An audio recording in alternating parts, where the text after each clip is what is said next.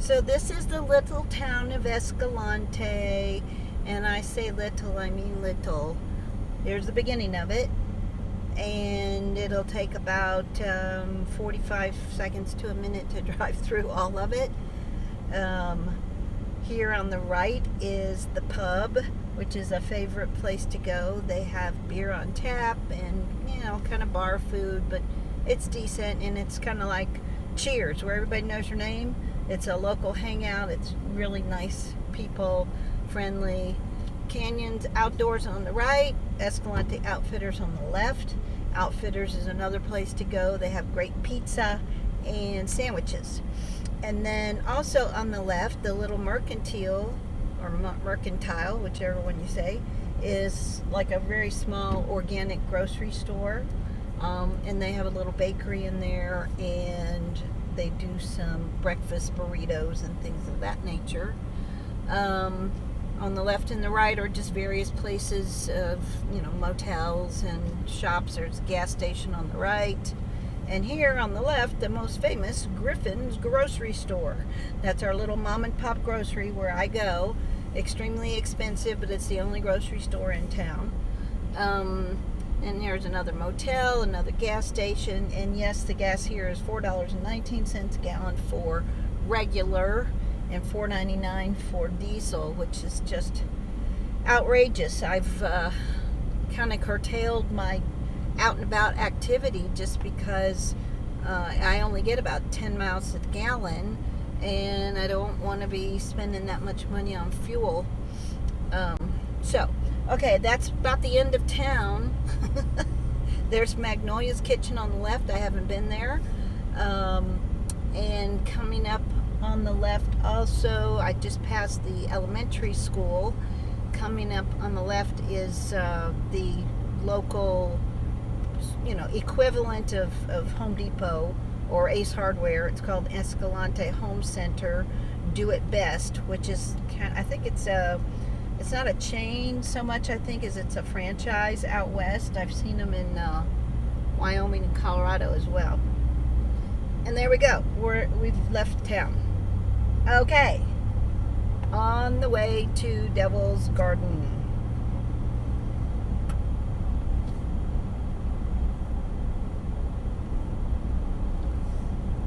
Oh, and there's the high school on the left.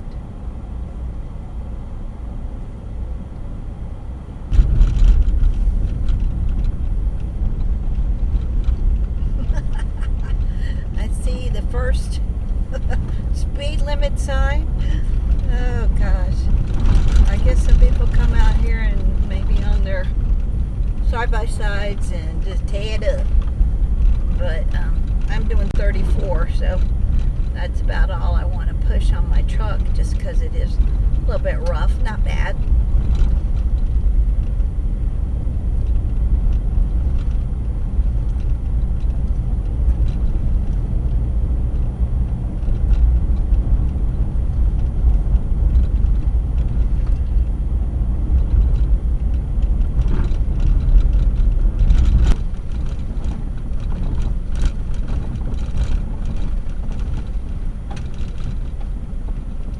Outstanding natural area.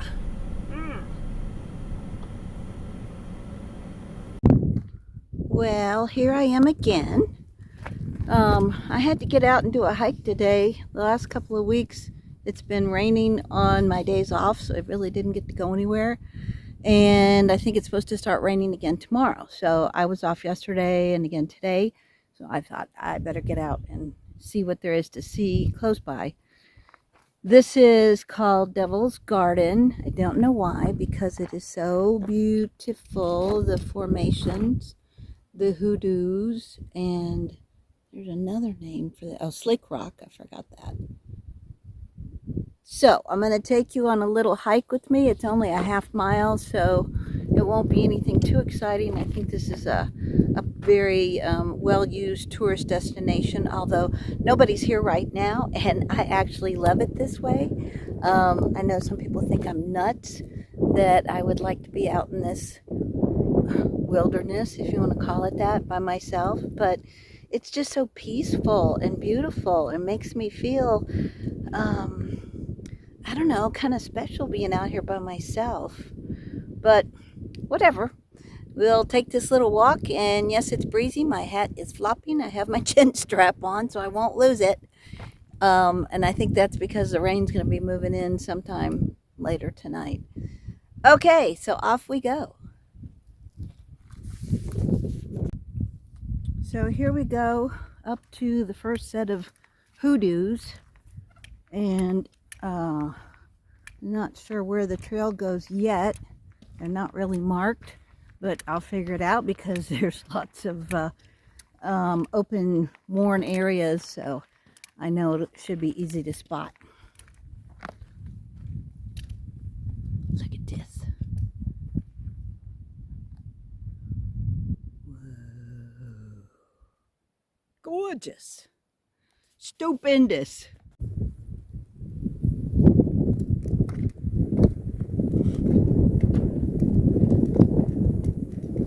Here we go. Isn't it amazing? My friend Linda sent me some other adjectives to start using, and I gotta look at them again and see what she recommended.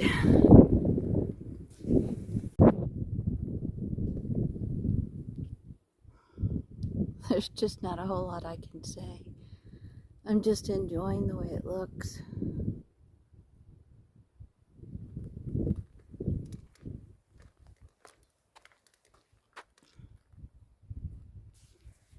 Look at these hoodoos right beside me. I've climbed up to the top of a rock where I have an incredible vista. Vista, baby. Yeah. So here's a funny one. I was telling my son how prolific the tumbleweeds are here, but they're not tumbling, they're green growing. And he was like, well, how can they be tumbleweeds if they're not tumbling? I'm like, that's a good question. So I looked it up online, and they're actually called Russian thistles. Don't know why they're Russian, but Russian thistles are the green version of tumbleweeds. And tumbleweeds, when they dry out, and they start tumbling, they're actually dispersing their seeds. And it said they've got like 25,000 seeds per tumbleweed. So the further it goes, the more they spread. But I guess they probably have to have, obviously, the right growing conditions. But this place is just full, not this place, but where I'm camping. And there's some here too, but the campground definitely has an abundance. So, do you know what this is? For any of you folks out there who know anything about cows and ranches, that's cow patty.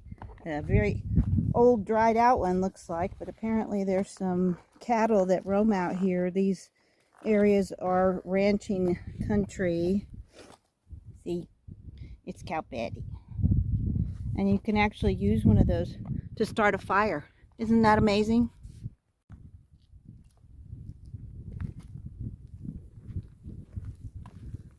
Here we go. I'm on a bit of a trail now. I've been up and down rocks and open areas where I could see footfalls, footprints. And here's more, but this is a lot more used, well worn. So I'm just going to follow it for a way and see where it takes me.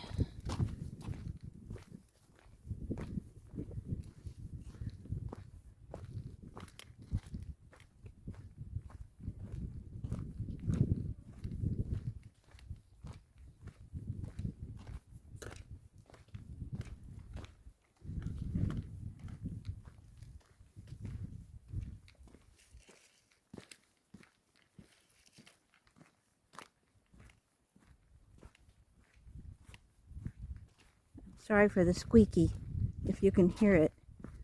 I have some squeak in my backpack. Look at this mama jama.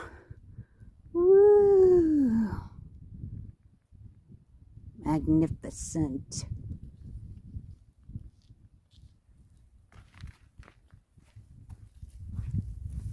You know, the one thing I want to say about being here in Utah, especially Escalante, is it was actually named after a Spanish priest who came here. He was like one of the first people here in this area back in the 1700s. And so they named the town after him, and the Grand Staircase Escalante has his name as well. But the interesting thing is how the locals pronounce the name. And I know that even across the country, locals often pronounce city names, especially, a lot differently than people who are visiting.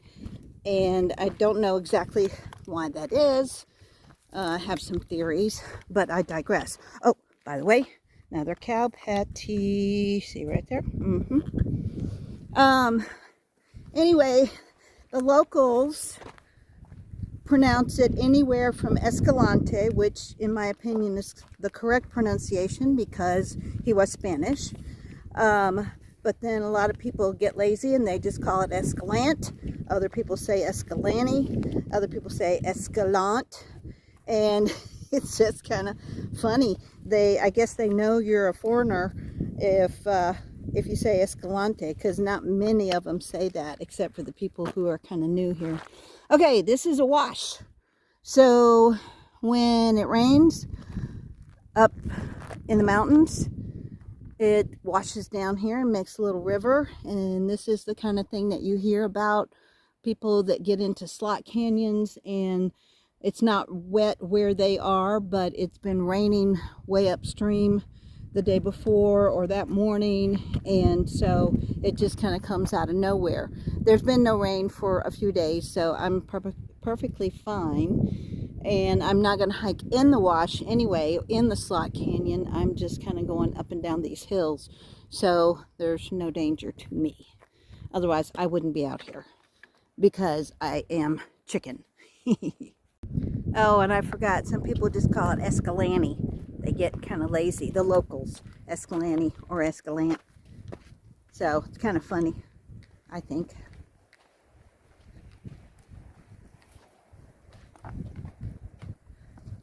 Stupendous.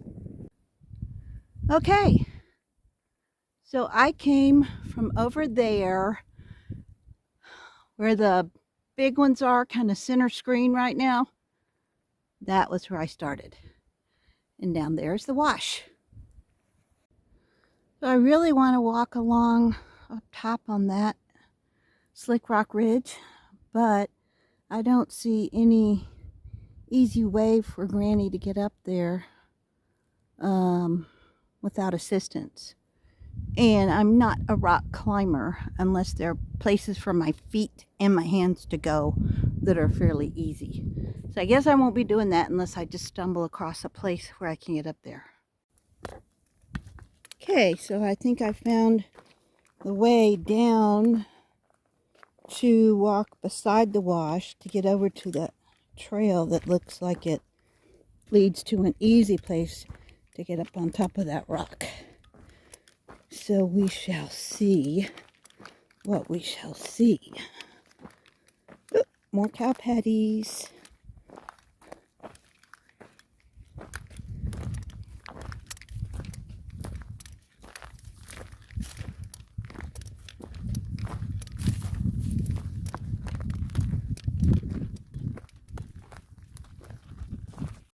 Aha! Methinks this is it. A little steep up, but that's okay. Uppity up. Okay. See where this goes. Well, I'm at the top of that little trail up on a rock. I can't tell if this goes where I can follow it all the way to the other big rocks or not. But I'm going to keep on going and see what happens. Looky, looky. Here's another up that looks like it connects over onto that big rock boulder. Oh, let's see here. Sorry, I'm looking at rocks. Can you imagine? Anyway, I'm heading over there. This little trail seems to go that way. You know, what pisses me off is being this age and by myself. That's the one downfall about being by yourself, is falling down. I could do that 20 years ago, or I could even do it now if I had someone with me, but it would not be wise. So I have to just enjoy it because I couldn't find a way to connect into the top from where I was. So I'll just call it a day, or at least if this part of it. So I didn't get to go on the one that I wanted to, but this one's almost just as good. It just doesn't go as far along the spine. That's the one I wanted to go to over there. And these are the ones I ended up on, which is okay. Still got a great view. Now I gotta figure out how to get back down.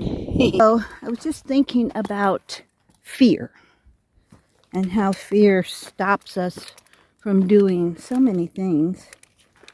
And sometimes fear is justified, and then other times it's just kind of what we allow ourselves to be afraid of. But the word fearlessness came to mind, and you know, most people think of someone who has no fear as they're fearless. And personally, because of the wonderful crazy man that I was married to, I fear less. I'm not fearless, as in have no fear, but I definitely have less fear than I used to. And I just thank Charlie Wayman for that. He was such a great coach and supporter and cheerleader, and taught me that I could do a lot more than I thought I could. It was because I had him there with me. You know, he didn't make fun of me if I didn't want to do something. Oop, cow patty. He just said, go as far as you feel comfortable. And when you don't feel comfortable anymore, we'll turn around and go back. So that gave me confidence and just, I don't know, it's hard to describe it. It was confidence, but it was the fact that he wasn't going to give me a hard time if I decided I couldn't go any further.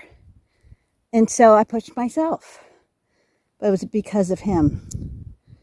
So I did take the camera off the holder for a while. I was in a few dicey little places where I wanted my hands in my pole, or hand and pole. And it was a little scary, but I did it anyway. And I'm proud of myself. So I'm on my way back to the truck. Got a little ways to go. Behind me are those 4 big ones where I started out from. And it's really not a very far walk. So as much as I love doing this, it always feels good to get back in the truck. Not only because it's cool, but it just feels, you know, I'm back safe where I should be. And I had another fun adventure. I will do more. Not sure what's going to be next because the weather's going to be possibly icky for a few days. And some of the hikes that I want to take could possibly involve washes, and I don't want to be around a wash when there's rain coming from upstream. But anyway, I hope you enjoyed it. I just realized I could probably see better what I'm videoing if I would turn the brightness up on the screen. So I got to see what happens when I look at these on my computer, if they're even decent. I hope so. Okay, that's all for now. I'm out.